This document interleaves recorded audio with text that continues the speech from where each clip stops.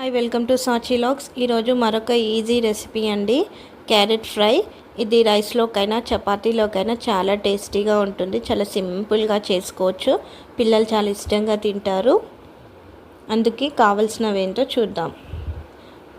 ఉల్లిపాయలు, క్యారెట్ ముక్కలు. ముందుగా స్టవ్ వెలిగించి అందుకోసం ఒక గిన్నె పెట్టుకుందాం. ఇందులో ఒక 5 స్పూన్స్ ఆయిల్ వేస్తున్నాను. ఈ స్పూన్ తోటి నేను 5 స్పూన్స్ వేసాను.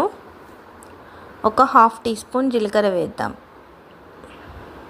ఇందులోనే కొద్దిగా కరివేపాకు.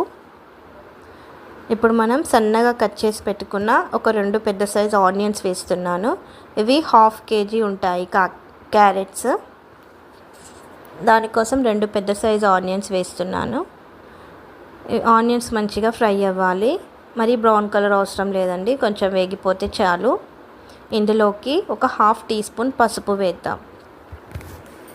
ఒక హాఫ్ టీ స్పూన్ సాల్ట్. ఈ రెండు మంచిగా కలుపుకుందాం.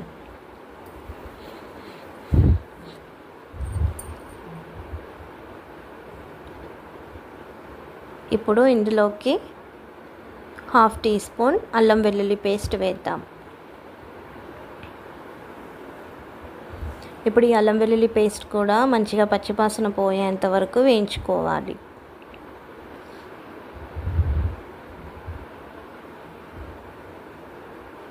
ఇందులోకి మనం సన్నగా కట్ చేసి పెట్టుకున్న క్యారెట్ ముక్కలు వేసుకుందాం.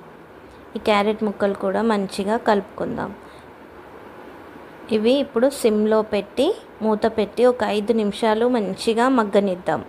సిమ్లో పెట్టాలండి, లేదంటే మాడిపోతుంది, తొందరగా మగ్గిపోతాయి. సిమ్లో పెట్టి మూత పెడితే చూడండి వేగిపోయాయి క్యారెట్లు. ఒకసారి కలుపుకొని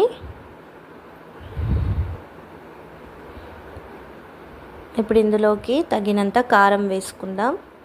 ఒక 1 టీ స్పూన్ వేస్తున్నాను. కారం కూడా మంచిగా కలుపుకుందాం. ఇప్పుడు ఇందులోనే హాఫ్ టీ స్పూన్ ధనియాల పొడి వేస్తున్నాను. ధనియాల పొడి కూడా మంచిగా కలుపుకొని ఒక 5 నిమిషాలు మగ్గనిద్దాం. అంతే అండి, ఎంతో టేస్టీ అయిన క్యారెట్ ఫ్రై రెడీ. చూడండి చాలా బాగుంటుంది, తొందరగా అయిపోతుంది.